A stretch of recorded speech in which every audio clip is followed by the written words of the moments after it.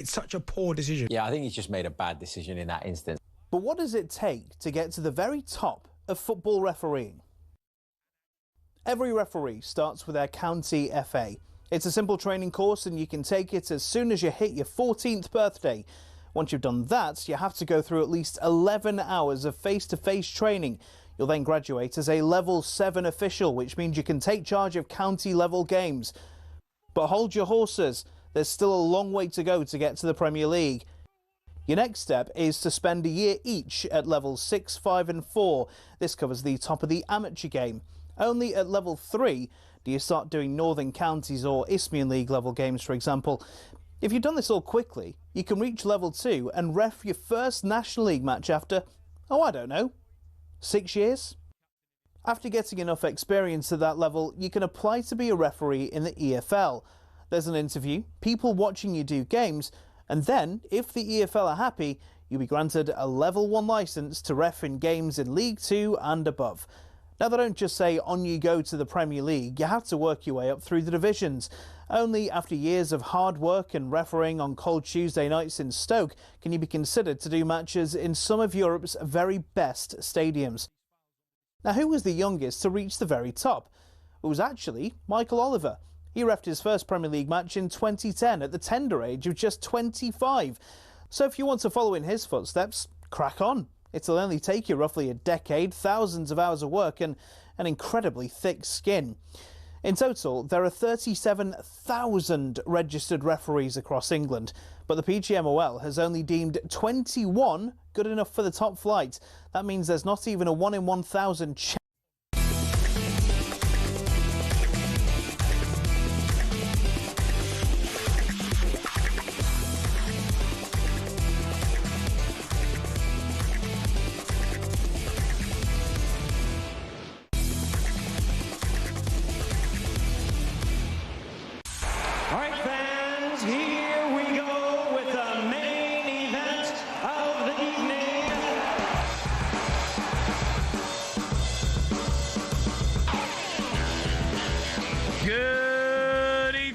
Welcome to the Sports Bar on talkSPORT. I'm Jamie O'Hara. Over there, Jason Cundy. Has anyone seen Denmark? Peter Schmeichel, can you hear me, Schmeichel? You're supposed to wear a little beating bacon. Can you hear me, bacon pastry, Sky? Lego. You're supposed to wear a little beating the Vikings. Come over here, you got Banter. Can you hear me, bicycles? Hans Christian Andersen. Abba. You're supposed to wear a little beating. Get ready for the team. Weaver, can you kick it for them? You want to one hell of a beating. Huge night of World Cup players for the home nation, Scotland. Awful tonight, but they win 4-2. Unbelievable scenes up there. Fair play. They are going to the World Cup. 03 717 22 33 44. Wales. They were like Brazil tonight. Unbelievable against North Macedonia. What a performance that is. That means England, Scotland, Wales and Ireland still have a chance at being at next summer's World Cup. Unbelievable. Get involved in the show, what have you say. We'll talk some transfer rumours as well later on in the show. International break is over. We'll get back to Premier League action as well. But what a night for Scotland. You are in the World Cup. 03 717 22 33 44. Woo! Oh, Adrian Durham, listen to it.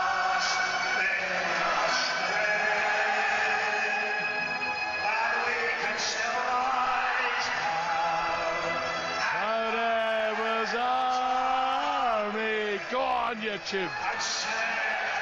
Adrian, we're going to the Alps, don't worry. I'll send you a postcard.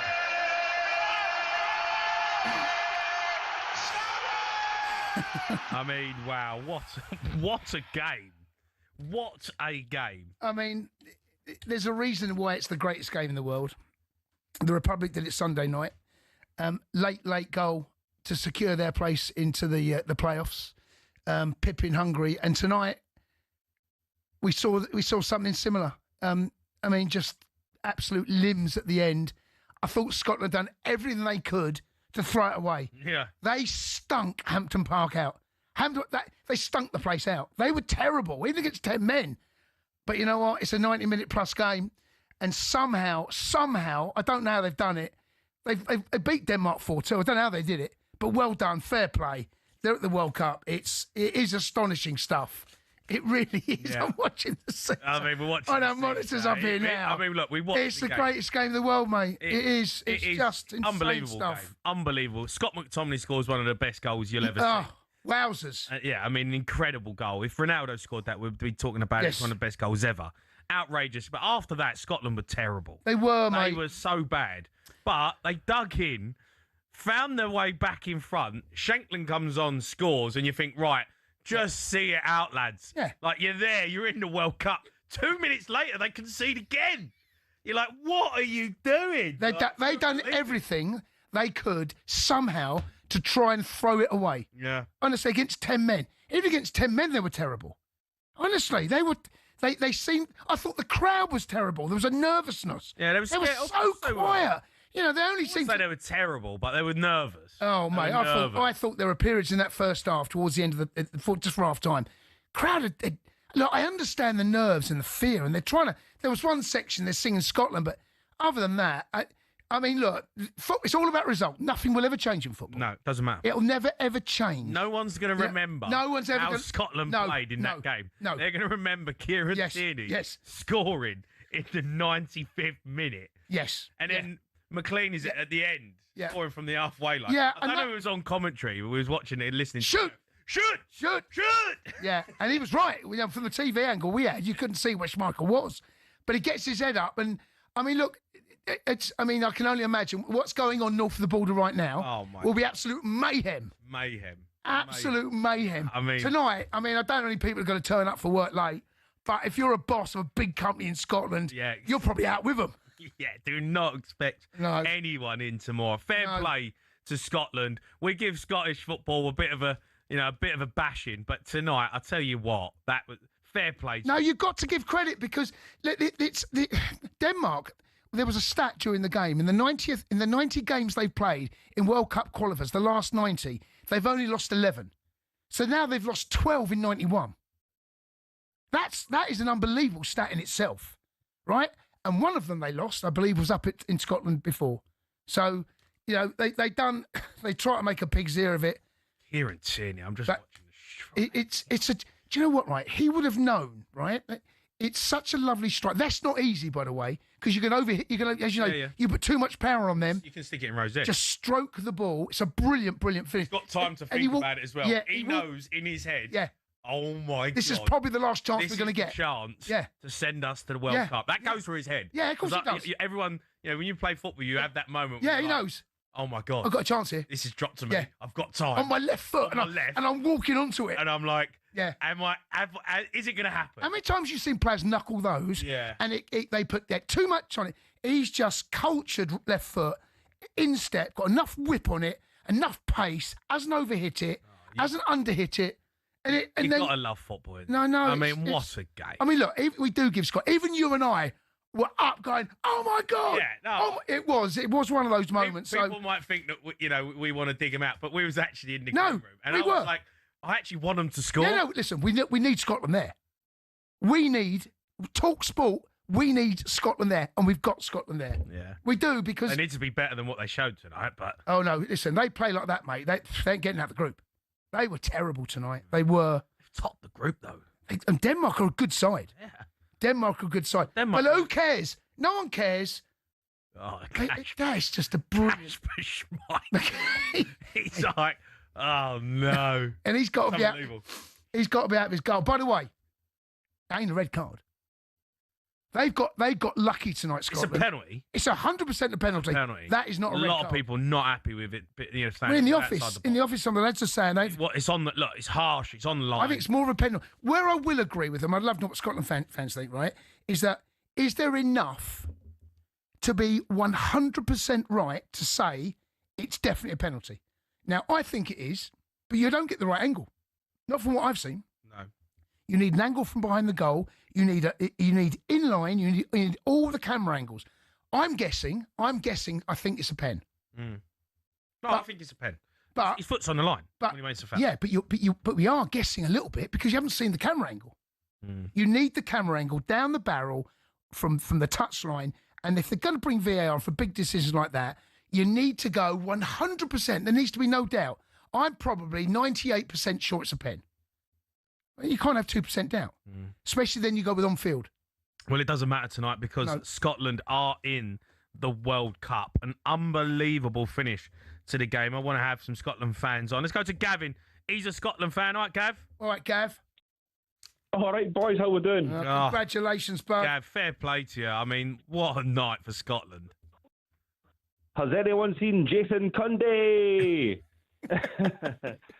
Well, I mean, listen, if you got beat tonight, you know what was coming. Even a draw, you'd have got it. You know, Gav. when it went 2-2, he was warming up the old gargling with tonsils. salt, I was. to be fair, guys, like my wife's English, my brother-in-law's extra English. I've been getting it all night. We're rubbish, but to be fair, we've been due a bit of luck. So yeah, mate. Hey, listen, fair play. You were poor. I mean, you started the game amazing. Scott McTominay scores a worldie, and after that, I said to Jay, sometimes when you score that early, you end up just camped in your own half. You can't get out, and this is exactly what happened. You had none of the ball.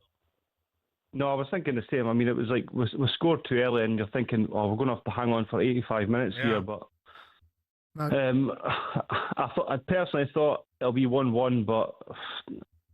Can I ask you, Gav, right? Can I ask you this, right? Yeah. When they've gone down to 10, you've got your noses in front, right? Okay, it wasn't great, but well played. You've got, and then Dorgu gets the equaliser, right? In the dying minutes of 90. You're like, how have you found yourself in this situation? How have you got to that and then got yourself to this? That must have been painful.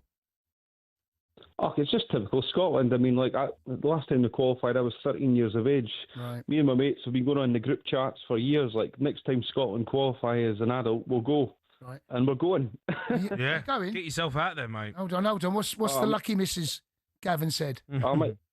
I might be divorced next summer, but You got to be out there, mate. You're there. You got to be out there. Oh no, book the plane tickets, mate. You're there. I think we've used up all the luck in one night, but we'll take it because no one's gonna care in 10 years' time how you've played in that game. All they're gonna see is them 3 goals on repeat.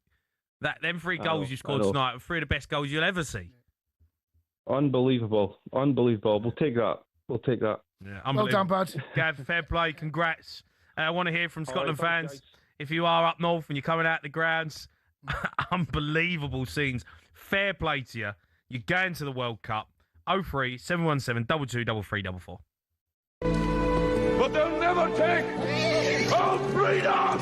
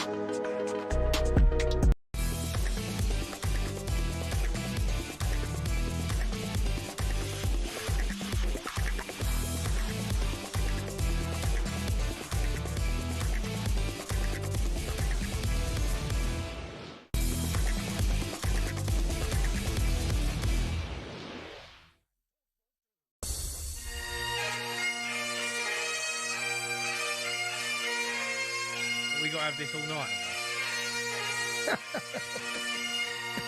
You are listening to the Sports Bar on talkSPORT. Me, Jamie O'Hara and Jason Cundy. You want your calls. Scotland are through to the World Cup. Wales put an unbelievable performance as well tonight. What a job Bellamy's doing for you. 03717 223344. But let's hear how that winner sounded right here on talkSPORT.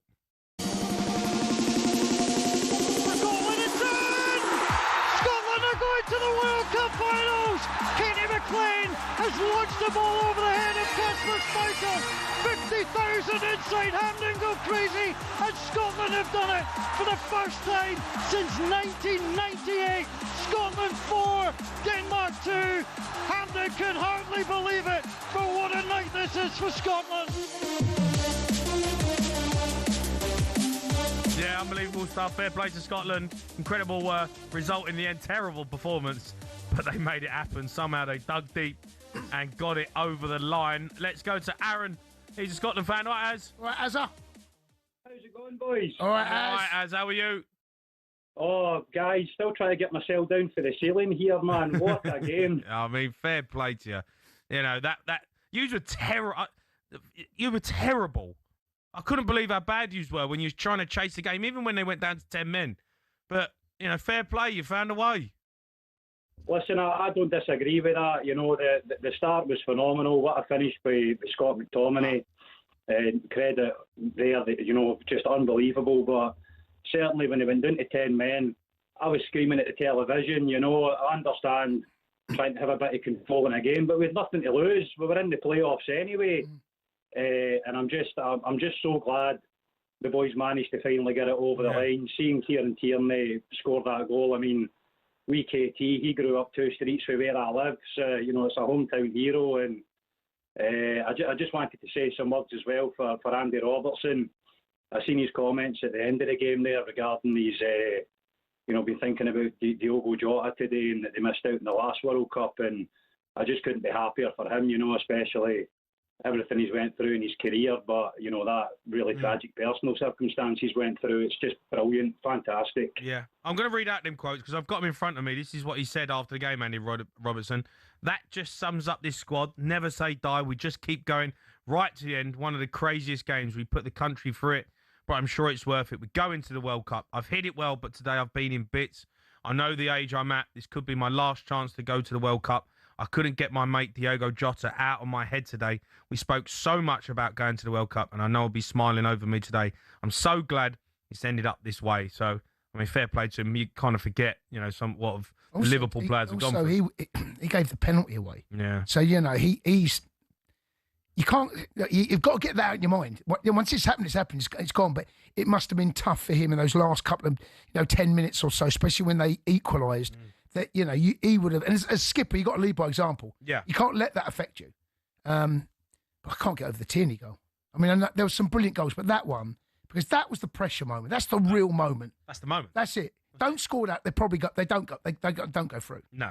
That's the moment. Yeah, and the last chance comes from Denmark throwing everything yes, at it. Of course. And it's a great goal, and you know, one that will get loads of replays. But the moment was Kieran Tierney. Yes, and you know, it's been a long time for Scotland. They've stumbled and tripped, and they've managed to get themselves to some tournaments, but to top the group and not go through the playoffs. Yeah. Because who's the caller there? Aaron made the point. Yeah. They were in the playoffs, so that was there. Playoffs, you just I know, never of know, course, do you, of you course. But you might as well throw risk. You might as well. You go in. Drawing ain't good enough. Yeah. I mean, just brilliant. I mean, like you said, it's just insane the way football can end sometimes. You can be garbage for 80 minutes. And you can have 3 special moments or 4 of them, and you can get yourself through a game. Yeah. Let's go to Tom. He's a Rotherham fan. I'm guessing he's Scottish as well. Tom? All right, Tom. All right, me. No, I'm not.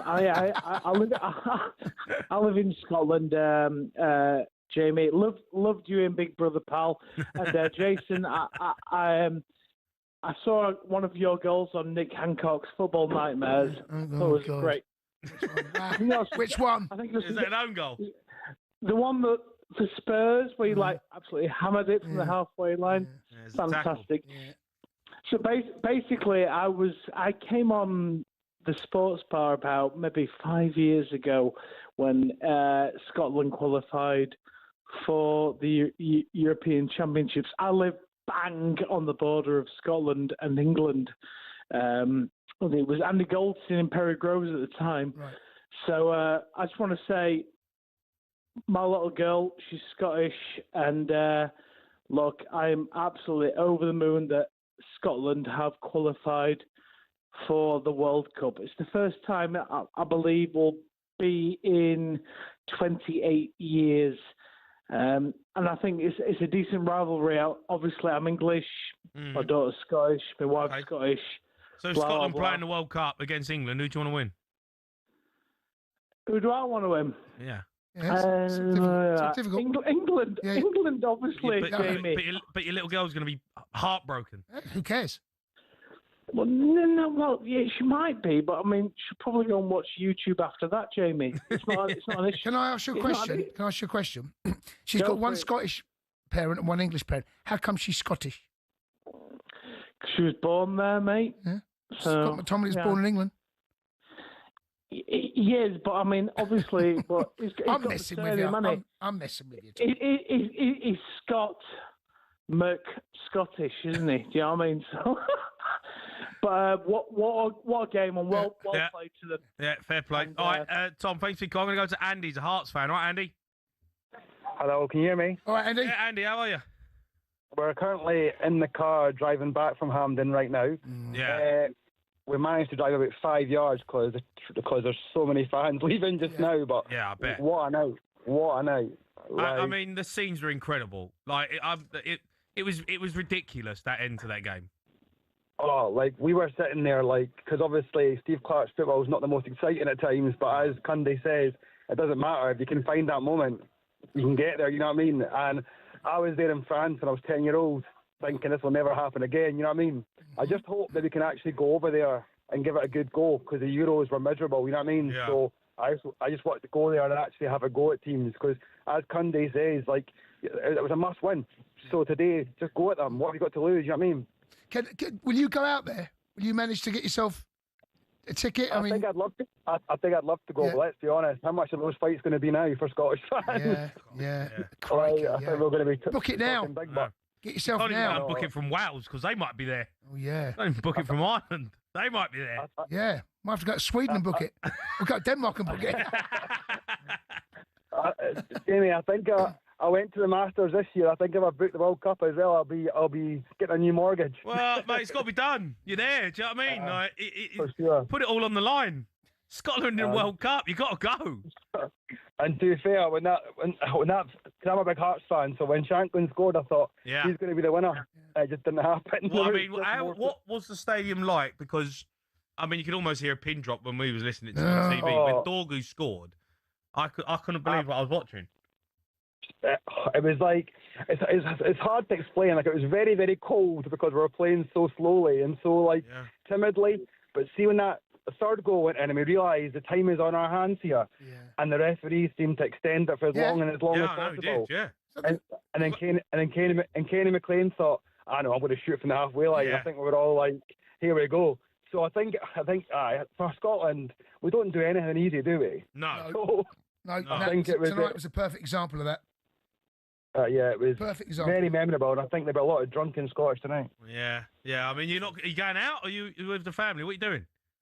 No, I'm driving back in the car with my mate now, and based on the traffic, I reckon we'll get home about 4 o'clock in the morning. Is it still chock-a-block outside Hampden Park? Oh, I cannot move. Like, we're going back all the way to Edinburgh, and these cars have moved an inch. You don't care. You don't care. Honestly, can you imagine doing that journey? I just park up and just get the music on. Bands in the car? Yeah, just everyone out in the cars. Do you know what I mean? Just get out, get the music going. Get talkSPORT. Scarves at the windows, kids singing, like, that's what it's about. And I think it's been a long, long wait. I can remember that feeling of Tom Boyd's own goal when I was 10-year-old with the Tipp-Ex on my face to the Scotland flag. It's like typical Scotland, you know what I mean? And here we are, finally. Yeah. I'll tell you what though, Andy. You're in the World Cup and fair play to yous, but yous have got to perform better than that. I mean, yous were dire. Like we had a Hearts for Craig Levine for years. It was always 4-5-1, 4-5-1, hoof it long. And it's just rubbish to watch. You know what I mean? So I think it's like we have to actually believe we can score goals. And with players like Shankland, Adams, you can score goals. So just give it a good go. Who cares if you go all the way to America and get humped 6-0 where you try to score? Like, just go and try and score. Don't try and play for draws. Try and make a thing of it. You know what I mean? Well, you're in the draw on the 5th, live here on talkSPORT, don't forget, right? Find out where you are, who you're playing. But can you imagine being in that car if you're drawn or lost? Can you imagine what that journey would have been like, right? We were sitting at the game, right? I turned to my mate and I was like, guaranteed this is a 94th minute winner. I was like, it's the only way that Scotland gets through that World Cup. We don't do anything normal. You know what I mean? 93, 98. I know, when KT, I was close. When KT hit that shot, and I'm a Hearts fan, I don't like Celtic players scoring goals, right? I was like, oh, I love Celtic. I'll take it all day long. There's nothing like a goal from a rival player that can bury the hatchet in a millisecond. Go on. Well, it happened before when Griffith scored 2 when Joe Hart was in goal against England. For England, 2 and free kicks. Probably the one Hearts one of his players I hated the most. And he did it twice. So it's like you give up an all rivalry when the goals go in the back of the net. You know what I mean? Yeah, absolutely. So, well, you won nation. Andy, come June. Enjoy yourself tonight. Hopefully you get out the car park at Hampden Park. If you are up there, give us a call. We want to hear from you. Historic night. You're in the World Cup, Scotland. We are going to talk Wales as well because they put in an unbelievable performance against North Macedonia, 7-1. They were outstanding. They were sensational. I mean, most of our eyes were watching Scotland, right, for obvious reasons. They were playing they were playing some unreal football. They were excellent. It was well good to watch. Fair play to them. Got to talk about that. 03 717 22 33 44.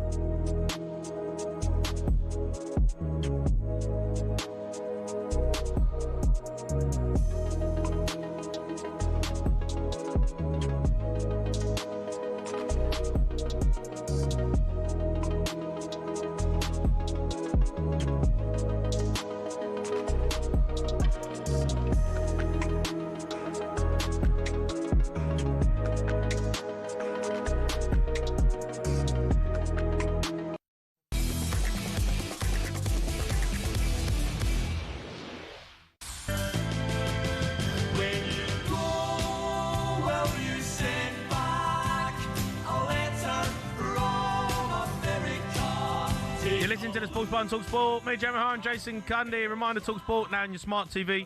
Just grab the app on Android TV, Google TV as well. We're even on Prime Video. talkSPORT live on your screen as well as your speakers. We're going to hear from Steve Clarke as well after that historic win for them tonight. But let's hear from everybody's favourite Scotsman, Ali McCoist, who's celebrating after that win out in Las Vegas. Oh, man alive. Man alive. I'm absolutely, voice is going, buzzing with capital B. Buzzing, capital B. Oh, man. I'm on a Diet Coke. My voice is going. Unbelievable, lads. Unbelievable. What a finish that was. Oh, man. I just can't believe it. I'm watching up there. It's remarkable. Absolutely remarkable. Just so happy, man. So happy. He's on his own. He's on his own. Yeah, he's the only person in there. Where is everyone? What's that? All Danish fans in there. What's happened? I don't know. Bar's just emptied out. That's on his Instagram, by the way, after he pied us, saying that he was getting on a flight. Yeah, he's been a little bit devious, actually. Yeah, it's poor. And he's out in Vegas. He said he'd do it to Rhino. Rhino messaged him earlier today and he said he can't do it. He's on a plane. And then he posts that. Yeah. Disgrace from McCoist. No, McCoist. I'm not impressed, bud. Sorted out Chelsea tickets the other week. Sorted him out? Sorted him out Chelsea tickets. Yeah, that's what I mean. At late doors, mate. This is the problem with McCoist. Yeah. You know what I mean, lets you down. He's going to regret that, I'm afraid. Yeah, you know, when you want something, you're going to throw him a pie next time, aren't you? No, 100%. Yeah. So I'm getting on a flight. Well, let's get back to some calls and go to Paul. He's a Sunderland fan. All right, Paul. Good evening, Jason. Good evening, Jamie. All right. Jason, the last great show.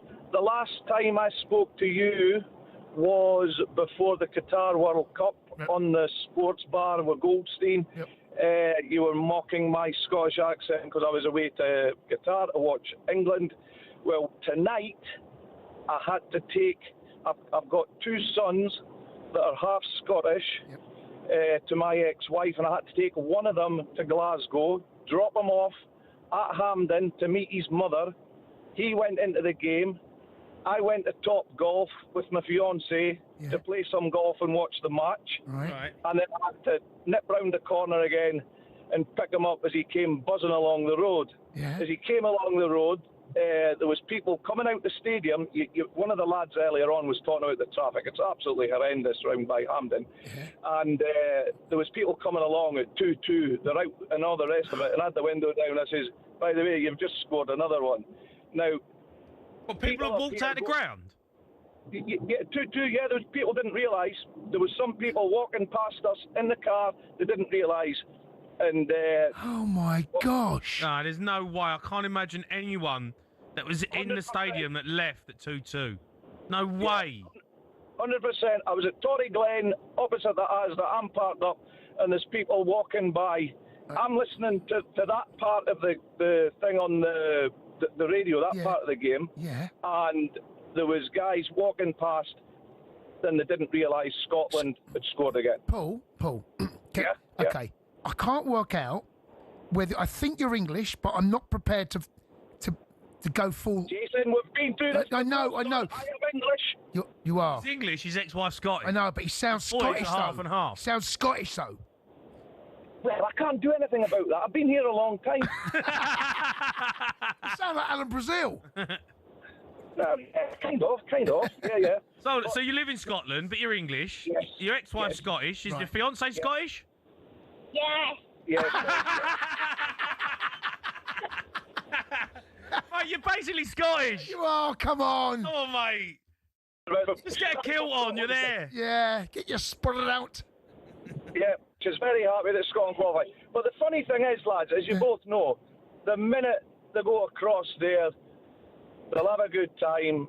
Everybody's happy, but they're just going to get pumped off the first average team that come across, and we know that, right? Right, okay. I mean, you're a brave boy there. I mean, you say she's your fiancée at the minute, Paul. Yeah. Mate, when you get married, is there a date? I'm a bit disappointed in him, fiancé, mate. You went Top Golf. She's Scottish. Yeah, what's wrong with that? She loved the Top Golf. Game's on.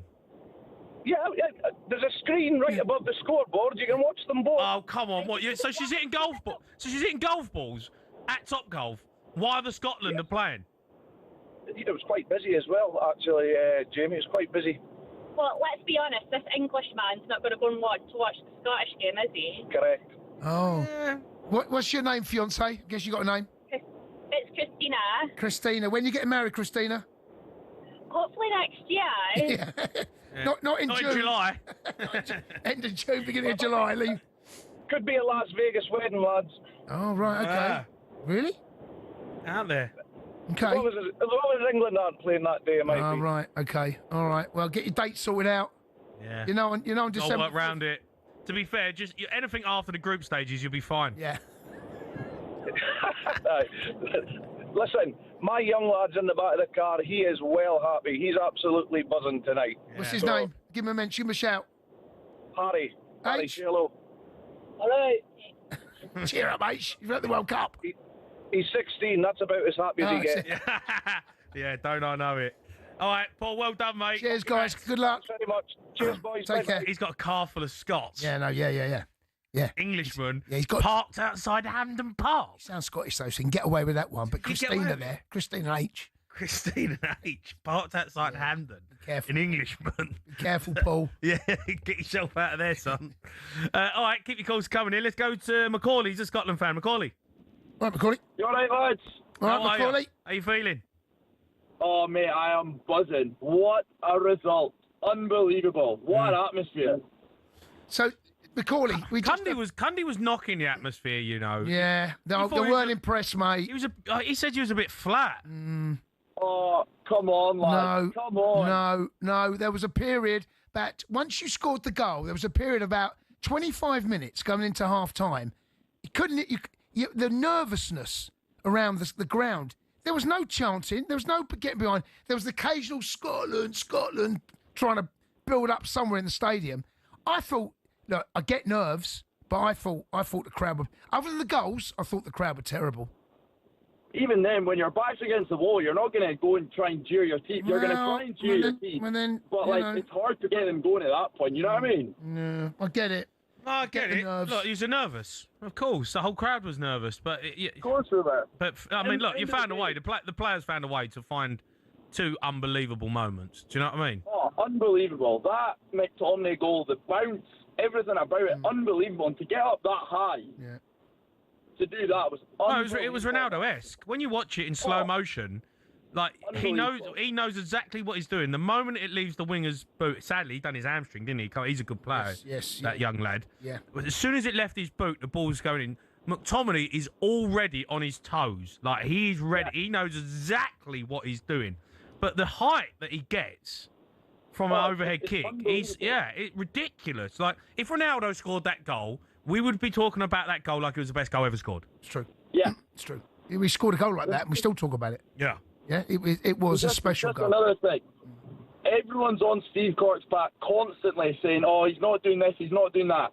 He is Scotland's most successful manager, and there can't be a debate now. You get that's now 3 major tournaments and not even through playoffs. It's automatic. Yeah. No, fair enough. Yeah, fair play to him. So, and I've got to say, all 3 of his subs scored. Yeah. Unbelievable. You know? I mean, that's, you make 3 subs, you bring subs on obvious that change the game in your favour. Oh, yeah, 3 of the 4 scored. Shankland. Tierney and McLean. Yeah. That's unbelievable. We did notice the difference when young Ben Doak went off because we lost the pace on the right-hand side. Yeah. And then Ryan Christie did fine. Kenny McLean did exactly what he does in a Scotland shirt. He's just consistent and he does a job. Yeah. Can I just ask you, Macaulay, right? Because the previous call, I'm guessing you just heard him, saying that as he was picking his son up, there were fans at 2-2 walking around outside Hampden Park. I mean, look, I know what football fans are like. This ain't a Scottish thing. Football fans do that and it drives me insane. But did anyone get up around you and leave? No, we were all still glued to our seats because there was one of my mates said to me, there was we need an Ireland moment here. Yeah. We said that in the green room. Yeah. Said the same thing in the green room. You can't listen, an absolute kick in the teeth when it goes 2-2. You can't leave. I mean, you never know, do you? I mean, you scored 2 goals. I also understand people want to get home and stuff late at night, but who cares? 2-2. Who cares about getting home? They've missed one of the greatest nights. If anyone left the ground at 2-2 because they wanted to get home, should never go and watch a football match ever again. I tell you what, I bet no one phones us up. You don't deserve to go watch a football match again. No, you should be banned. Banned for life. Yeah, I doubt they won't phone us up. No chance. No way. No, they won't phone us up. No way in a million years. They'd absolutely poo-poo it. None of them would, because they'll all be embarrassed to admit that they left the game early. Yeah, this is outrageous. Outrageous. Macaulay, thanks for your call. Let's go to Nadeem, who's a Scotland fan on Nadeem. Right, Nadeem. How you doing, boys? All right, bud. All right, Nadeem. How you feeling? Oh, absolutely buzzing. Absolutely buzzing. We're just driving back from Hampden just now. It's me and my mate, James, our two boys, Haaaaas and Alex. So we're all absolutely buzzing. Cundy, I know you were saying there the atmosphere wasn't great. And I agree with you, mate. After we scored, we got really nervous. And we did start to pass back more than we did go forward. That's the Scottish thing, you know. We're always a bit more defensive than we are attacking. But see, once we went to 2-2, and we knew we were going to get back into it. The atmosphere was absolutely outstanding. When we went 3-2 up. Oh, yeah, of course. I mean, 3-2. Goals change games, right? Yeah. Yeah, goals. So there was that period before half-time. There was a period, right, where they went down to 10 men, and you're trying to find a goal. You kept passing it back to the keeper. I'm like, lads, you're killing yourselves. The fans are going to go absolutely mental here. Stop passing it back to the keeper. Yeah, that's one thing I'll say is we don't pass forward enough because we have got some right good players. You know, we've got some right good players that are brave. I think, you know, O'Hara. We've got McTominay, we've got McGinn. You know, we've got Christie. You know, these are guys that are playing the top end of the Premier League and also playing for the top end of the Serie A. So I think I've got some really good forward-thinking players, but we seem to just instinctively want to go back a lot of the time. But you know what I'm looking forward to, guys? I'm looking forward to when the draw's made and we get England. Oh, I would love that. That would be fantastic. You do not want to play us, mate. You get spanked again. Come on, you've not learned your lesson. Mate, you don't want to be playing us. You do not. You want to avoid us at all costs. No, not at all. We'll finish top. You can finish mate, second, you know you're nowhere near the quality to face England. You're not. Listen, boys. When was the last time you actually gave us a pumping? Not for a long time. Nah, but we're not that long ago. Even when you've had right good teams, you've always. Nadine, do you know what, Nadine? Nadine, I see you play against 10 men, mate. Just seen that. Just get yourself. You're at the finals. Wait till you see you get. You ain't going to get England, that's for sure, in the group, right? That's not happening. So you're not going to be playing England, are you? Because you're not going to get out of the group. Well, it might get used in the semi-final or something and put you out. Nadeem, take it easy. Get your calls in, Scotland fans. You want to have your say? Wales fans as well. We've got you lined up. 03 717 22 3344.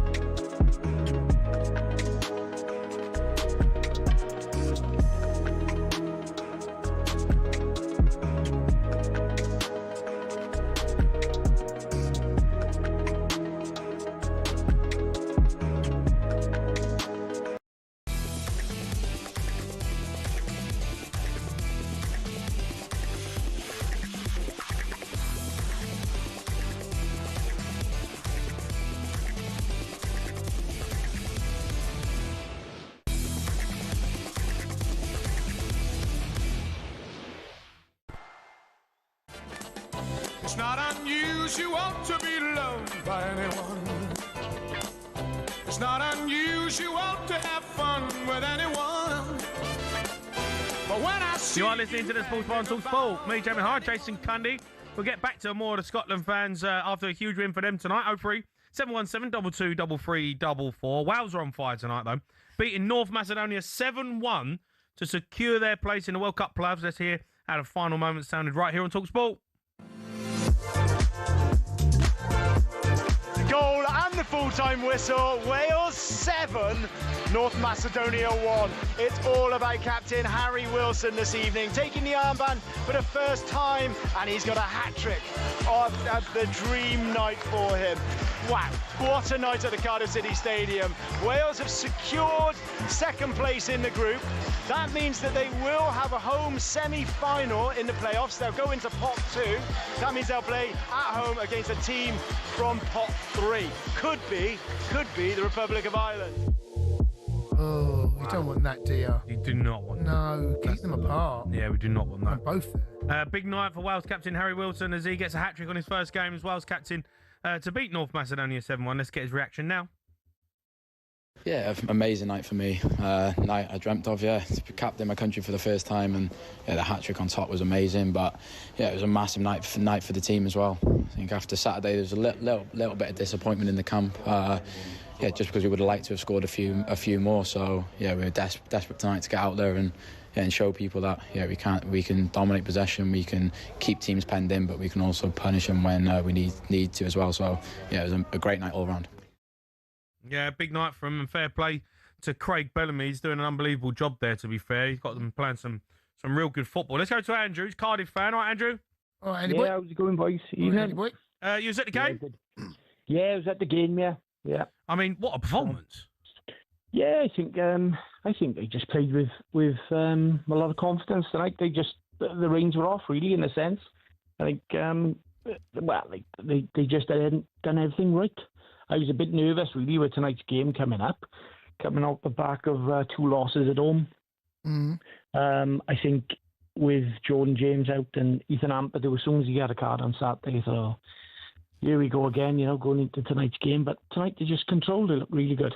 I've got to be honest. Every time we had both games on watching, but every time I looked at the Wales game, you looked like you were about to score. I mean, the 7, it didn't flatter you at all. I thought, you were utterly ruthless. I mean, it's rare you get 7 goals right in the game, but it didn't flatter you. Every time I looked up, you're creating chances, creating movement.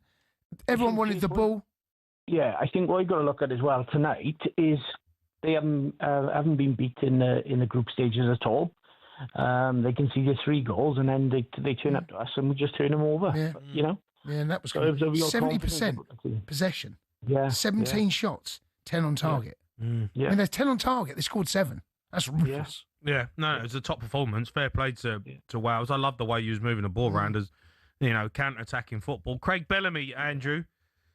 Look, there's been talk of him leaving, but he said he wants to be there. He wants to take the club or the country to the World Cup. Do you think he can do it? Yeah. I believe so. I think when Celtic came sniffing around, I think, in the last couple of weeks, and I think he would suit Celtic really in terms of his performance. But I just think he's dedicated to the job. He wants to see it through really with Wales, and I think he's always had that passion. Mm-hmm. So I think we will. I think we'll be okay. I think hopefully we'll get a draw. It's not against Ireland. I think. No, you don't. Yeah. Who else can you get? Do you know who else is in that pot? I think it's Bosnia. Right. I think is one. You can't let Scotland have got there. England have got there. Come on, Wales. You pull your finger out. Yeah, it's exciting times, really, but especially with a young squad as well. So, it's good. All right, Andrew, thanks for your call. I'm going to go to Craig, who's a Everton fan. All right, Craig. All right, Craig. Hi, lads. How we doing? Bit of a change in pace, I'm not going to lie. What a night. I know you've been saying the performance was this and 10 men that, but honestly, I'm 27, born in September of 98, right? So this is my first ever World Cup seeing Scotland there. Yeah. I've not stopped crying since Kieran Tierney scored, mate. I'm not going to lie. I know I lost my father last year to cancer at 60. I never ever watched a World Cup with him. I had a really bad spell this year mentally. I listened to talkSPORT every day. It kept me going. These are, if anybody else is listening and they've been through what I've been through or similar, these are the nights that you keep going for, because what a special moment. Yeah. I've got a 1-year-old nephew, and the fact that I'm going to sit there when he's 18 months old, watch the World Cup with him, it's just so special. And what a night, lads, and won to Scotland. Indeed. Look, you summed it up very well. No other words are needed, Craig. You know, football has an effect on you that very few other things that aren't your family, that, you know, it's the most important thing of unimportant things, football. And, you know, it matters. It absolutely matters. And especially when you, as you've said there, it's the first time you're going to see your country in a World Cup. And it's, you know, they get bigger. Every World Cup seems to get bigger and larger. And, you know, it's going to be insane. Honestly, it's going to be absolutely. And the fact that Scotland are there and England are there, right? And I'm genuinely pleased for Scotland, because and I'm being selfish, because for the station, we need as many home nations as we can possibly get. Yeah, of course. There. And Republic, and before you shoot me down, the home nation, but Republic, we need them there. We need Wales there, Scotland, England there. That will be. Can you imagine if you get Scotland, Republic, Wales, and England? Can you imagine that? That'd be quite remarkable. That would be. I can't remember the last time that's ever happened. I don't know what the most. 1958 is the last time all the home nations were. Is that right? Didn't England get disgraced by USA? Northern Ireland. I think we got knocked out by the USA in 1958. How can you remember that? I was a ball boy. I can't remember that. I was a ball boy. I think so. I'm pretty sure in 1958 USA beat us. We're going to find out. Well, we'll find out. Unbelievable stat from you if that is true. Let's go to Scott. He's a Scotland fan. Scotty. Right, Scotty boy. Scott, how we doing, lads? All right, Scotty boy. All right, lads, Yeah. how we doing? Yeah, well, not as good as you, Scotty. Oh, you better believe it. What a game. What a game. Where'd you watch it? I watched it in the pub, of course. You had a couple of drinks, Scotty boy? Yeah, I was in Edinburgh. I was through in Glasgow, so it's a bit of a nightmare to get through, but honestly, best night of my life up there where Hibs winning the cup. It's close. It's close. Oh, wow. It was incredible. I mean, I'm not Scottish, but even I was like, wow. Yeah. Yeah, I mean, it's special. Special night for all the Scotland fans, Scotland people. It really brings us together. Yeah. It really epitomizes Steve Clark, all the guys out there calling for his head. I mean, I didn't agree with any of them. He's brought us to major tournaments. Mm-hmm. He's performed better than any other manager for us. I'm so happy for him, happy for the players, happy for John McGinn. Scott, can you give us a little rendition of the Scottish national anthem, please? Oh, it's Scotland, when will we see you like again? Who's fought and died for to be the nation again? Let's do it against them. Against Denmark. Yeah, so yeah, in summary, lads, what a night. Great night. Fair play, lad. He's going out in the town. What are you doing? Oh, no, I actually recently got married, so I'm knackered. Sorry, what's that got to do with being knackered? Well, what I've done is I've started building my own house for me and my missus. Yeah. And I've started building... Don't build a wall tomorrow morning. No, I've built 3 tunnels on the way out, but she's not got a clue yet, so we're just going to... Yeah, I wouldn't bother. Unless one of them gets uncovered or someone drops some coffee on the hole for one of the tunnels, I'll be absolutely fine. I'd start late tomorrow. You builders always turn up late anyway. Make a difference. Hey, we're always up before you, pal. That's for sure. You're on the late night show. I'm on the early show. It's true. Listen, well done, Scotty. Scotty, enjoy yourself. Well done. Cheers, lads. All right, take care. We're going to hear from Craig Bellamy after that amazing performance from his Wales side tonight.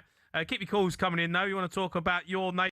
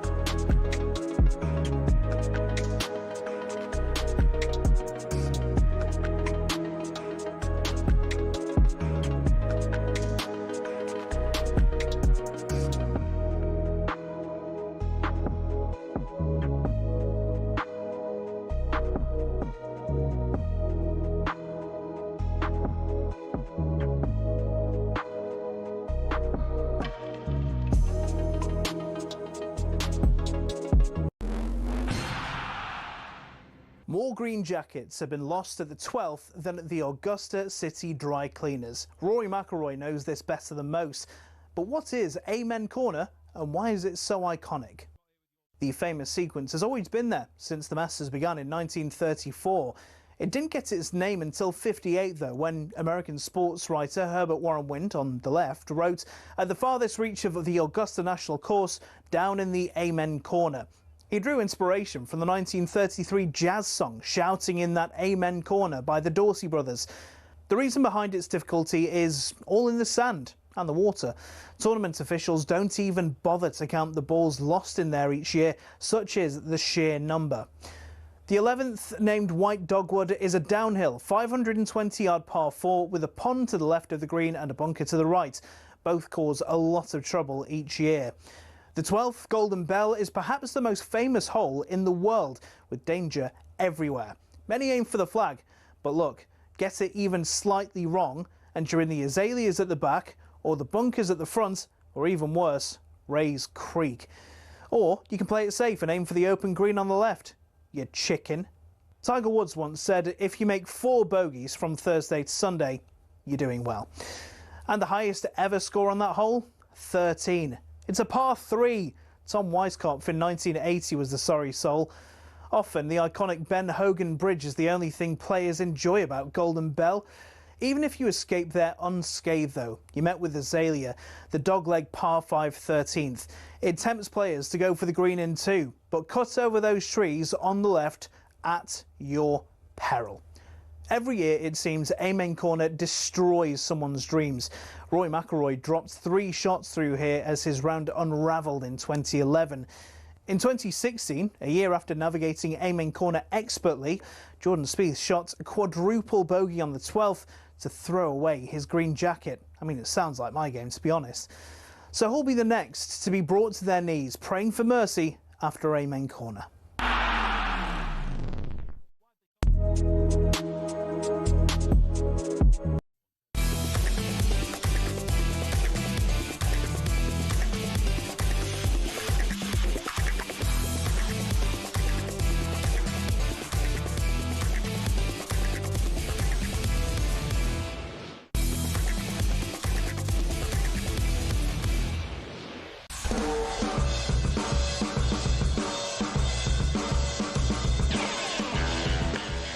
Yeah, good evening. Welcome to the Sports Bar on talkSPORT. Me, Jamie O'Hara, and Jason Cundy. Going to be joined European football expert Kevin Hatchard to make sense of the World Cup qualifiers. But first, it means England, Scotland, Wales, Northern Ireland and Ireland all still have a chance of being at next summer's World Cup.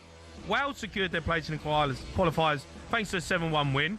Let's hear from manager Craig Bellamy on how important it feels the home advantage in the playoff game is. Yeah, no, it's really important. Like we've seen tonight, you know, when we play at home, it's very important for us, of course. Tonight was as close to perfect that I could have asked for. And I don't believe in perfect. I'm not a perfect person. I haven't met one who is. But as a performance-wise, it was as close as we could have hoped for to that. Now, there's a number of months leading into the next game, and it's which players are in form, which players are fit. You know, because it's a simple fact, and that's for every team that's going to be in these playoffs. They're big factors. I think we're in pot 2 now, is that right? Pot 2, yeah. Yeah, okay. Now, the teams that are in pot 3, if we are in 2, are going to be similar to what we faced again tonight. So, yeah, I try not to look too far ahead. I don't know why I'm getting myself down this riddle, but yeah, tonight I just enjoyed tonight. It was really, really top, I promise. Who's done the zip? It's a big old zip, wasn't it? That big's your jeans. Oh dear, yeah, that was Craig Bellamy talking. He don't even know what's going on, does he? No, Really? look, he was in the eye of what was, and he just said that it's close to perfect. He must be so emotional, right? Because they had to finish second to make sure they do get that home draw, and they've got it. Yeah. Now they're through anyway to the playoffs, but now they got that advantage. Yeah. And that you give anyone a choice. Where do you want to play, home or away in a playoff? You want it home. So yeah. All right. Let's go to Gemmo. He's an England fan. All right, Gem. All right, Gem. Hello. Yeah, all right. All right. All right. How are you, Gem? You good? What have you been up to? Chest infection, but otherwise good. Oh, really? How'd you get that? Oh, God knows. How'd you get that? What? No, she might have been out like late on Saturday night. You know, in the rain. No. Not me. Might be kissing someone with a chest infection. I don't know. I've been watching football for days. Such a random question.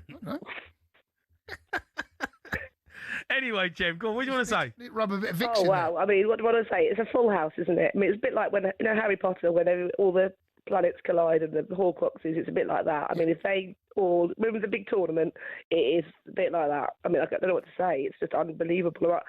I can hardly speak. So the home nations going to the World Cup is like a Harry Potter tournament? A bit like it, yeah. It's not Kidditch, is it? But it might as well be. No, I know what she means about that. I know what she means. Golden ball there. Yeah, bit of Quidditch. Quidditch. What's it called? The little ball with wings. Oh, God. What's it called? Snitch. It's called a snitch. Snitch. Yeah. Which is a bad word. Is that somebody who snitches on you? So please don't do that. Yeah. And who do you think's Voldemort? Voldemort? Oh, God. What, the baddie? Oh, no idea. Probably, yeah. He's probably in, what's it called, that house that everyone in, the snaky one. I don't know where we're going with this, Jem. Is it Ravenclaw? Ravenclaw? How do you know about Harry Potter so much? Ravenclaw. What are you on about? Slytherin. The snaky one. It's called Slytherin. You know how I know about Harry Potter, because Harry Potter's a magician with a wand, and a wand is the same as a broomstick, and a broomstick very similar to a violin. And I can't have children, so I'm a witch. I mean, what do you want me to say? I'm Hermione. Yeah. I think you summed it up very well. I don't know where to go for that. Beautifully put, Jem. Thank you. Would you like me to play my hammered dulcimer for you? You want who? I've got a hammered dulcimer here, but it's about 4 metres away. I've got to record it in my hand, and I'm on my own, so that nobody will be able to hold the phone, Jamie. You're going to play with that hammer? Hammered dulcimer I've got over there, which is a bit like a violin. No one can hold your phone, Jem. Yeah. That's exactly what I'm going to do. I've got a recorder, so I can do it with one hand. Go on in, Jem. We'll give you a moment. Go on in. What do you want? Play. Can't do it with one hand. Hang on a minute. Oh.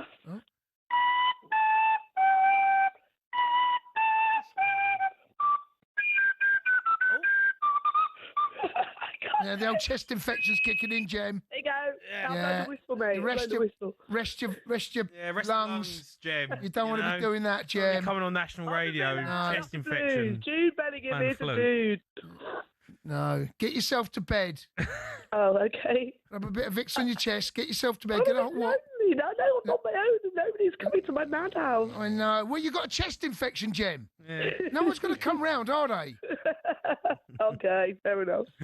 Jem. You can't be spreading germs. No spreading germs. Jem, see you later. Cheers, Jem. See you later, mate. Jem. All right, let's... Harry Potter in England. Yeah. Let's go to Ryan. He's a Scotland fan, right? Righto. Has anyone seen Scotland? Good evening. All right. Gentlemen. All right, Rhino. You know, as I lay in my bed last night, the last thing I thought about was, if we win tomorrow, I'm going to phone in that sports bar and get a hud of this pair. Go on. And it's materialised in exactly how I wanted it. All right, go on. Just driving home. I've been going to games since I was 5-year-old and never, ever experienced anything like that. Right. I mean, between club games and national games, that Hampden Park tonight, I thought the game was away from us, but for Kieran Tierney to put one in the side net and Kenny McLean, I mean, honestly, I don't know if you guys will put yourself through it, watch it back. You should. Oh, yeah, we watched the whole game. When we watched it, it was brilliant. So, what were you few minutes? No, do you know what? Oh, I was happy. Seriously, Scotland. right? We need Scotland there, right? So when you get pumped in June, then we have our fun. You know how it works, Rhino. I know. Listen, I was in Germany and it was a disgrace. I do get it, but listen, we're football fans as well. Do you know what I mean? Like you couldn't help, but it's unbelievable. But feel what happened in front of us. You couldn't help but feel it. All right, it's you couldn't help but feel it. It was insane. I have to say that when Dorgu scored, Jay and I just looked at each other and laughed as if to say, "That's just Scotland." Them right there. Well, that's it. But when you scored, I promise you, when you scored the 93rd and 98, I think it was, Jay and I jumped up because it was insane. We just didn't see it coming. We did seriously jump up and go, "Oh my God!" So well done, congratulations. And, you know, talkSPORT needs you there. Yeah. You're doing there, talkSPORT we a hope favour. you get pumped. I know you do. I'm well aware. As I said, But you're there. I mean, I was there. We're just on our way home now, but I only got tickets this afternoon, so it was all last minute. But as I said, I mean, full time, there was grown men in tears. Yeah, I bet. I bet. Aye. What's that? Yeah, I bet. I mean, you know, there's nothing like football moments. I've said to Jace, I don't think there's a sport in the world that can give you a moment like that. There's nothing comparable. Nothing compares. No, nothing compares to that. true. It's just it's ridiculous. Like where you score, you think you're there, then you're down and out again 2 minutes later, and then you're on your knees and you're thinking, "Oh my God, we've thrown it away," and then bang, you're out of nothing. It's ridiculous. It's almost the same old Scotland way. We were heading out, you know, it was in our hands type thing, but for that to happen on 93 or whatever, and then the other goal to seal it, it was just incredible. Like, you did your best though, didn't you, to balls it up? It did feel a bit like that. It's like you know they're down to 10 men. You got your noses in front. Come on, come on. You've now numerically you've got that advantage. You've done the hard part. And it's like, no, and then you come up with well played. I suppose. I do think he started wrong. I mean, we had to win the game from the get go. Yeah. Dykes. I mean, I like Dykes. It's just he was up there on his own. We could not get out our own half. But I just think Shanklin comes on, Adams as well. But what a massive difference! As soon as we scored that goal early on. That was it. It was probably the worst thing that happened. But we've heard managers talk recently about subs now being they're calling them finishers. Do you know, like the way the game is at the moment, it ain't just about the 11 that start the game. And Steve Clarke, he might have said, "Oh, you start Shanklin, start Che Adams." But you might not have had them moment. That moment might not have happened. I know. That moment happened was because he put fresh legs on. He went for it. And you had players there who were in the moment, just wanted that they had nothing to lose. Even Kieran Tierney, who's left-footed, gets put on right back due to an injury. He wouldn't have been stepping onto that ball in that position if he'd went on elsewhere. Written in the stars.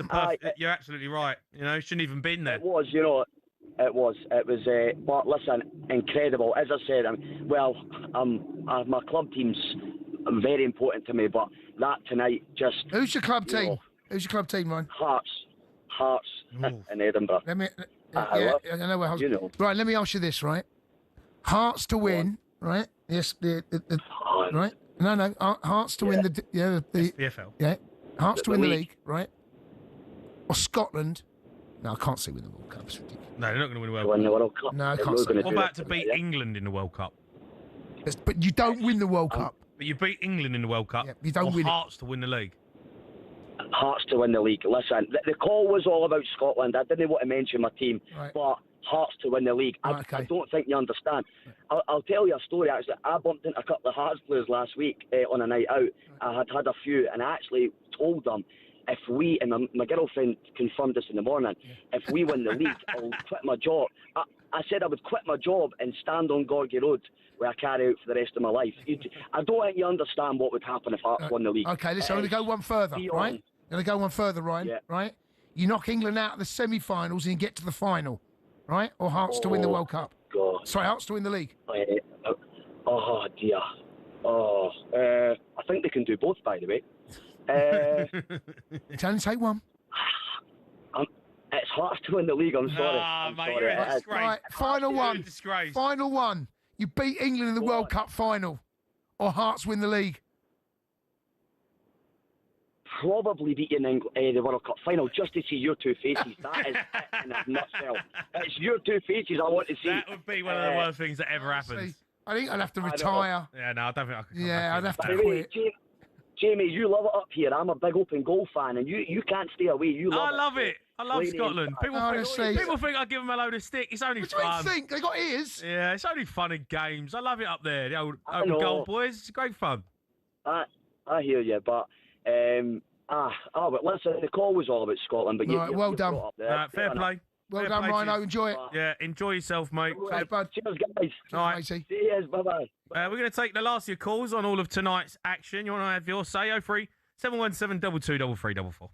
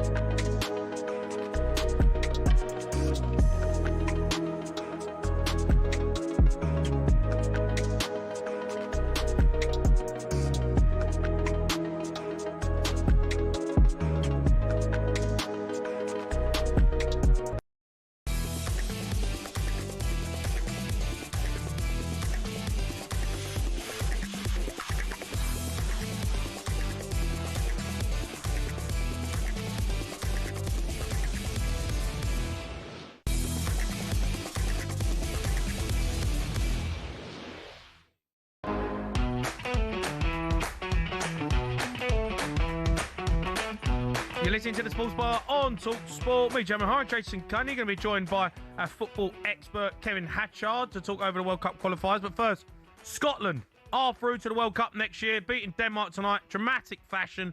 So let's get to the last of your calls after the historic game that you have put in. 03717 223344. Let's go to Rod. He's a Scotland fan. All right, Rod. All right, Rod. Hello there. How are you? We're through. We're through. Hey. Unbelievable. Fair play to you. And I'm blind in one eye. No, what it is I've got an eye infection, right? I've got an eye infection. I've had it for about a week and a half. Right. So to cut a long story short, I think it might have been because I dressed up as Shaggy and the paint went into my eye. But anyway, I have basically been watching the game with one eye. Right. Right. So you only watched half the rubbish. Hold on a minute. Whoa. Yes, I did. And that was mostly Danish. But anyway, let's go into the more particular part of the game. Imagine, you know when you see that a fly or a bee and it's all like honeycombed? Well, that's how I was watching the game. Right. Okay. Yeah? Yeah. But what I've got to say is the referee, what made me laugh was when the Danes started going cramp. Yeah. And then the referee runs up and grabs his leg. Yeah, he did, yeah. And then he's like saying, "Oh, you're all right. You're all right." And I'm thinking, what's happening here? And then the best thing ever was that 1 minute to go when he kept on, and apparently McGinn turned round to him and said, "Oh, we've still got another minute." And then McLean turned round and says, "Right then, bang, in the back of the net." Yeah. I just thought it felt like he was waiting for Denmark to get one more clear-cut chance. It did feel like that. I was thinking, mate, come on. I actually saw in slow motion the ball going like that, and then the referee saves it. And then Schmeichel's at the back saying, "Cheers, thanks very much." And that night. Let me ask you this, right? Do you know when I can't remember who the Danish player was that went down? It might have been Christensen. I can't remember. But do you not quite like the fact the referee has gone over there and he's gone to him? Look, I'm doing you. He actually got up quicker than it was a teammate. He did. The fact it's the ref. Do you not think you're? I quite liked it actually. I did think the ref was, how could I say, a bit. I mean, obviously they're all. I mean, they were saying that the sending off, the referee got it wrong. Yeah. But yeah, I mean, yeah, but there again, I mean, out of all the games that I've seen, I'm 57, and all the games that I've seen with Scotland, I just thought that was a brilliant game. That's the best qualifying I've seen. I mean, I've seen it when Jordan put his hand up, and then sadly Jockstein had a heart attack. Yes, I remember against Wales. You know what I mean? I've said against Wales and all that, and then everybody said that shouldn't happen. But this one, it was just like, and I must admit, and this is true. When I came in and I had 4 cans of Carlin, and I had 4 cans of Carlsberg. They were there, and you know what I said? I thought I am going to keep on drinking the 4 cans of Carlin, and I will only drink the Carlsberg because I want to drink the tears of the Danish when we win. And like I said. It happened because it went to that, and there you go. So at this moment, the Carlsberg is getting me sober. Is getting me sober. What about the mince pie? What about the old mince? The mince pie? Yeah. Aye. Oh well, it's totally gone at the moment. But all I would say is don't dress up as Shaggy. No. So when you say Shaggy, you're talking about like Scooby Doo's mate, right? Yes, not as in no. Yeah. I didn't know the rapper. Yes. I just wondered what were you up to? Why were you dressed as Shaggy? Well, I always go Halloween with my kids, and they were dressed up as Daphne and all that, and I thought, right, I'm going to go Halloween dress up as Shaggy. It's the 18th. I mean, that's like 2.5 weeks ago. What's happened to you? Oh, that's what I'm saying. Yes, but I've had my eye infection for 2.5 weeks. Right, okay. Right, have you guys sorted or what? I mean, have you got, you're not just walking around with, one eye, are you? Like with an infection. Have you gone and find out what's wrong with it? No, I have been to the doctors about it. Right, and what did you say? I dressed up as Shaggy. No, I didn't say that. No, you don't say that. No, and another thing as well is, it's not like Ron Burgundy too, when I'm walking around saying I'm blind and they're giving me nuts and stuff. Oh like yeah, that. I remember that. Yeah, It's not can't like that. see. Yeah. Right, that's it. Yeah. Can I just say something else? Earlier on, you said about.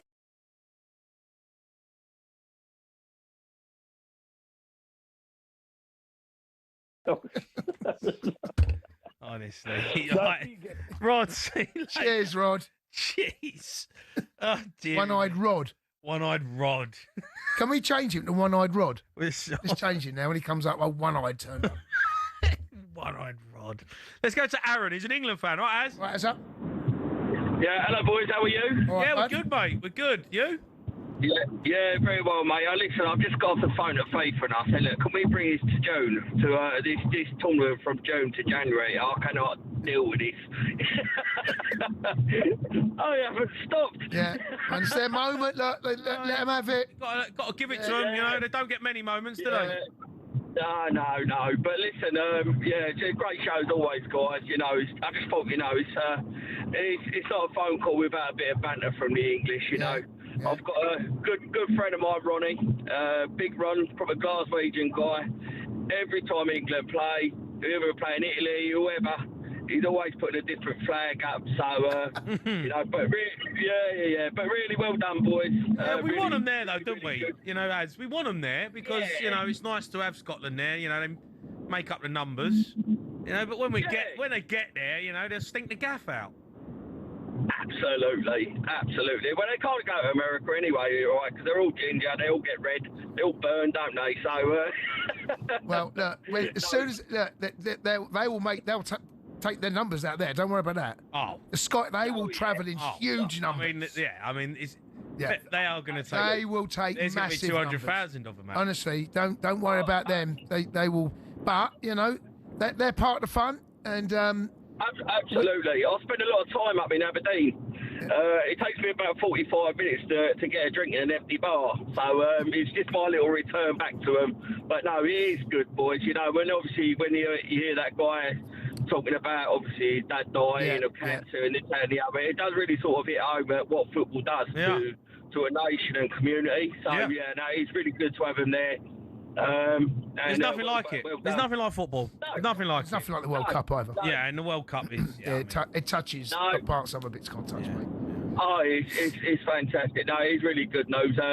Just well done for beating 10-man Denmark. As a top man, mate. Take it easy. All right, keep your calls coming in. Let's squeeze Craig on. He's a Scotland fan. All right, Craig. All right, Craigie. Craig? Yo. Let's go to Martin. He's a Scotland fan. Martin. Mark. How we doing, boys? All right? All right, Mark. You feeling good? Yeah, not too bad, mate. I'm not drinking. I'm not a sad individual. I work as a medic, so I'm in the hospital. Okay. But I'd just give you a wee call and say how delighted I am. Well, congratulations. Congratulations. Did you manage to watch a game or listen to the game? We in and out of it. So I did see when we scored, we sat back, and that was the catalyst for our downfall. I thought this is it going to be because Denmark were all ours, wouldn't they? Really? Yeah, it was a very. They're the best team. We got out of jail. The sending off wasn't a sending off, and I think the penalty was a penalty. To be honest, but you know what, right? Sometimes you need a bit of good fortune, you know. You do, and there'll be countless times Scotland fans listening to this that will be able to recite some of the decisions in big moments that haven't gone your way. And this time you got the rub of the green. But you know what? You took it, and that's the most important thing. When you do get lady luck that shines on you, take it and run because you nearly threw it away. You know, you nearly did. And you English need the Tartan Army there. Yeah, we do. We do. We'll come. A couple of 100,000. Yeah. We'll go on more. Yeah. And we'll bring the atmosphere. The World Cup needs Scotland as well. Do you know? We've not got the expectations of winning the tournament, so we'll come there and bring the atmosphere and all that kind of stuff. Can I just say the Scott McTominay goal? I think that goal is better. Remember the Zinedine Zidane volley? Yeah, the Champions League final. Yeah. Is it better than Gareth Bale's? I think McTominay's is. I think the 3 goals tonight. Yeah. You'll be hard pushed to see 3 of better goals than that. Let me throw one at you, right? What about Archie Gemmell, 1978? I think that tops everything. That'll never be beat. That'll never be beat. Is that against the Dutch? The last time I was fortunate to go to the World Cup was under Jock Stein, God bless his soul, when David Cooper scored that goal, the penalty at Wales. That was the last time, 1985.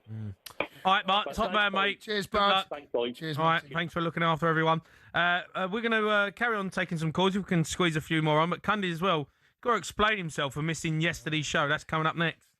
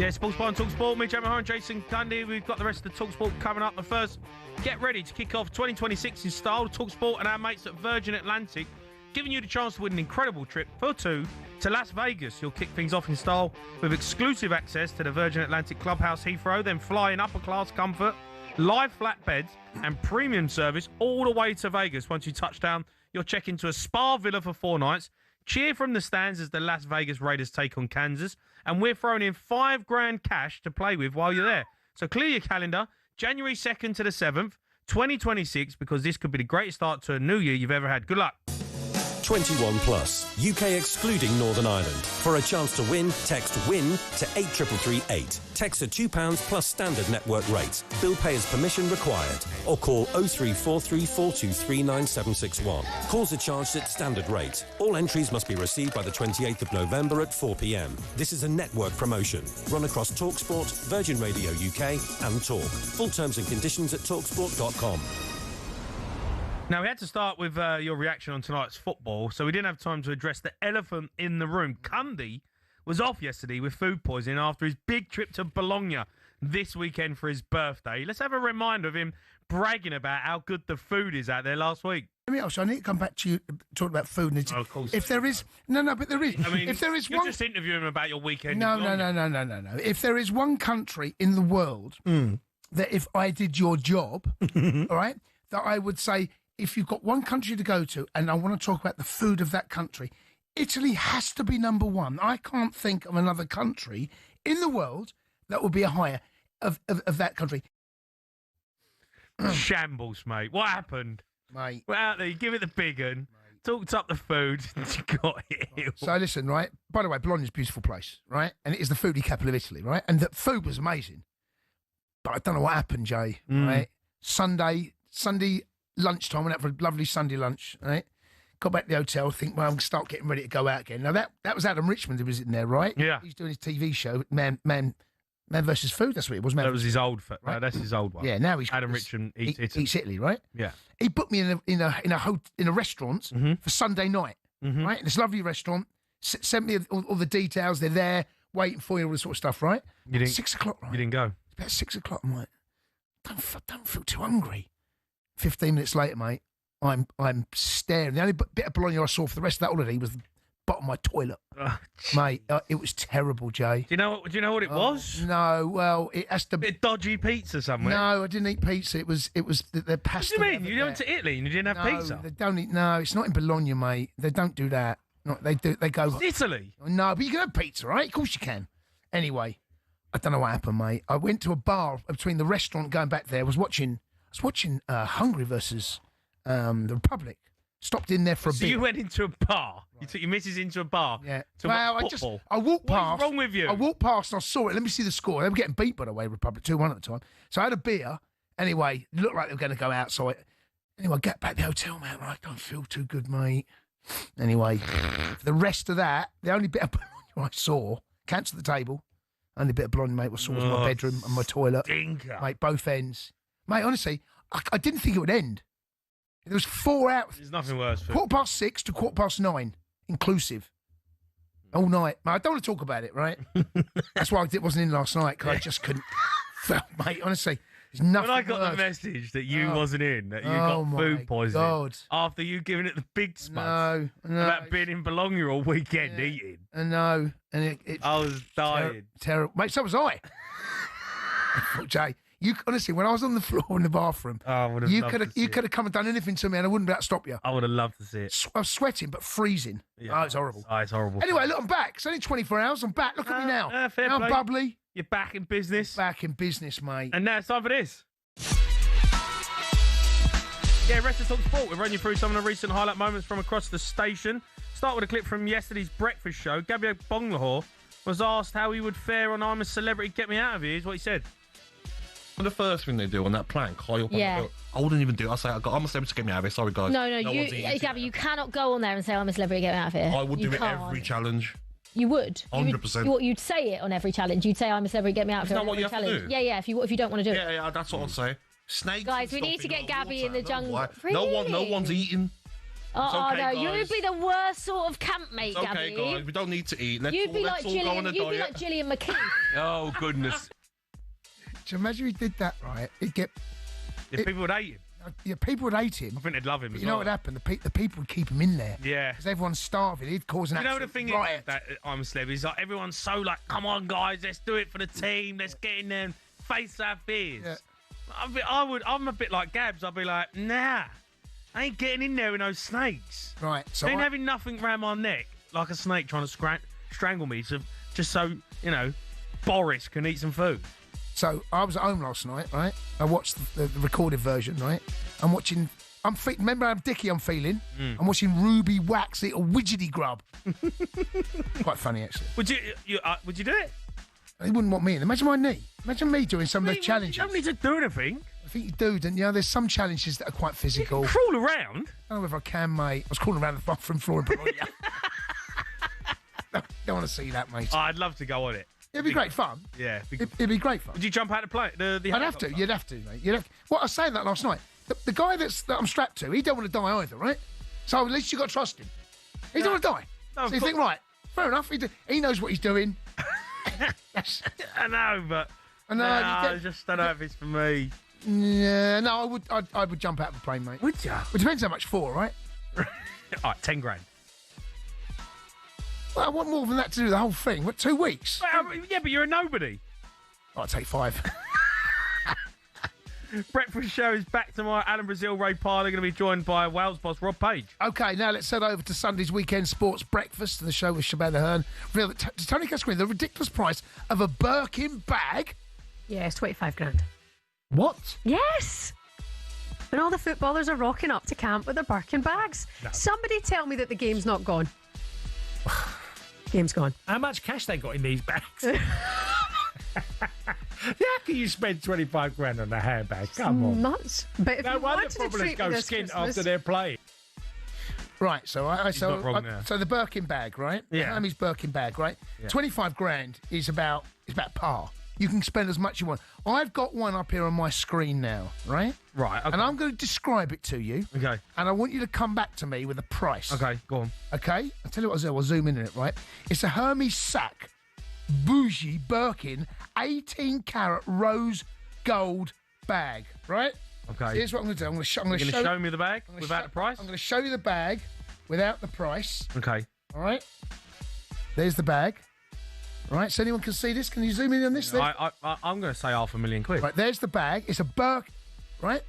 There we go, right? Half a million, maybe more. It might be $1 million. Right, okay. 18-carat rose gold. They look like diamonds. How much? I'll say half a mil. Higher. A mil. Higher. All right, 5 mil. Lower. All right, go on, just tell me. 3.258 million. Yeah, but it's got diamonds on it. No, but the point is... Come on. Yeah, I know, but people are rich. No, but come on. I know, but people are rich, so I know. spend it on something. You've got to spend it on something. I agree with that, right? Yeah, right, But you're not walking around London with that, are you? No, that's getting whipped. No, you're not. Yeah, but you're not walking around with Casio in London. No, you're not. No. So 3.25 million. Whoa! I know, but they're collector's items, right? That's an investment. Probably. If you've got the money, that's an investment. Make an offer. No, do not make an offer. 1.5 million. Done. Oh, you. You just have been. Don't forget the week. People have got money. People have got money. I know, spend it. mate. Footballers have got money. I know. On 200 grand a week. Okay. Let me ask you this then. Right? Okay, fine. Everyone's got money. Yeah. Well, not everyone, but yeah, go on. Okay, 50 million on a bag. When does you go? They got money, right? Okay, £1 billion on a bag. When do you go? Well, if you're Elon Musk and you're worth 360 billion. £1 billion on a bag. If you're Elon Musk and you've got that sort of money, £1 billion on a bag. It's all about what you've got. Can you afford it? If you can afford it and you want it, get it. I know, but where don't just live in your means. Who's buying a 3 point? Well, because a multi-millionaire's buying it who's worth 100 million quid. Hey, 100 million, still not buying that. He's got 100 million, so he's spending. Hold on, so if you've got a third of his wealth. Hold on. If you've got 100 million in the bank, yeah, and your wife wants a £3 million bag, you're not going to buy it for her. No, that's a third of my wealth. You're not spending a third of your wealth on a bag. How much was that worth? What? I mean, so if you're worth $1 million, yeah, right? Yeah, you're now spending. Oh, I can't work it out. 30 grand. 30 grand, mate. See, no one's spending 30 grand on a bag. They're not. You've got £1 million. No one's spending 30 grand on a bag, mate. You're not. No one's doing that. No, mate. Okay, 100 billion. Are you spending that in a bag? I know. There had to be a point you go. Stop being ridiculous. Yeah, but you're being ridiculous. Right, live in your means and enjoy yourself. Life's about getting things that you want. All right. mate. I know. Can't take. There's no point being the richest man in the graveyard. No, but you can't take that bag with you either. Well, I don't know. I might have it buried with me. It'd be pretty nice. That's the Egyptians used to do. Don't forget the Weekend Sports Break. We're back on Saturday and Sunday morning with Shaban and Cass. All right, let's finish with the past weekend's Saturday session. Sam Ellard was joined by former Chelsea player Scott Minto. They revealed which talkSPORT presenter they would go to Vegas with. I've been a couple of times, one with the missus. I actually went to see the Floyd Mayweather-Ricky Hatton fight. That's a belter. Yeah. And then, of course, if anyone remembers that fight, Ricky got a point deduction. So, of course, all around, the referees are not a nice person. And again, they were like, what is this? You know, you Brits are incredible. And the atmosphere was amazing, and he was amazing. If you were lucky enough to somehow get yourself on this incredible trip to Las Vegas and could take any talkSPORT presenter with you, what a question. I'll go for the most obvious and possibly boring answer because it's quite predictable, but I'll just go Ali McCoist because it's Ali McCoist. And I feel like going anywhere with Ali McCoist would just be lots and lots of fun, right? Al Brazil will be fun. Would he? Yeah, but he wouldn't go out there, would he? He'd just sit in the same spot, in the same bar for the whole 5 days and not move, right? Have you been out for a drink with Alan Brazil before? No, I haven't been Braziled yet. I have. It's scary. Yeah, Brazil's a poor option, mate. You don't want Brazil knocking about with you in Vegas. I think after the first couple of hours, you'll be like, come on now, we need to move. Yeah, let's move on. Our plot's up, right? And then literally grass starts growing underneath his seat. It's true. He don't move. It just plots up at a bar and that's it. You're not seeing Vegas. Like literally nothing. All you're seeing is a stall and Alan Brazil. You might as well go across the road to the hotel. Yeah, literally doing nothing. There's only 2 people you want to go Vegas with at talkSPORT. Yeah. And that is me and you. Yeah, I'd go Vegas, mate, and have some fun. Yeah, like we'll be knocking about everywhere. Yeah. Anywhere you want to go, lads, I know. we'll take you. Yeah, no mobiles. Yeah. Phones not allowed. And mobiles. Sorry, babe. No. Battery is dead. No. Don't know what happened. Couldn't get a reception. It was in a bunker, weren't we? Couldn't get no. When you go down those stairs to those clubs, I don't know what happens to phones. Don't know, the phones. It's just not working, babe. I had to leave it in the room. Yeah, but you anyway, it was online at 4 a.m. Yeah, I don't know. Trying to find my AirPods, babe. Dear, this Saturday talkSPORT exclusive comms of Burnley hosting Chelsea. Of course, you can find all our shows on talkSPORT app where you can swipe between talkSPORT, talkSPORT 2, all of our other sister stations. You never miss a moment.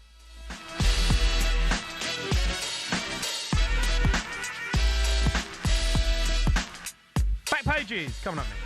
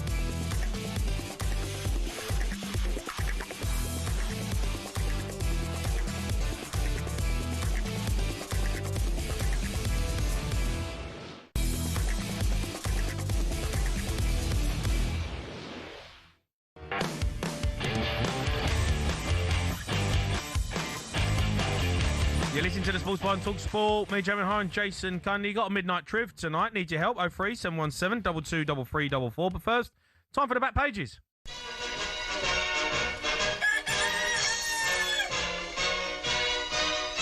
JC joins us. All right, Jack? JC.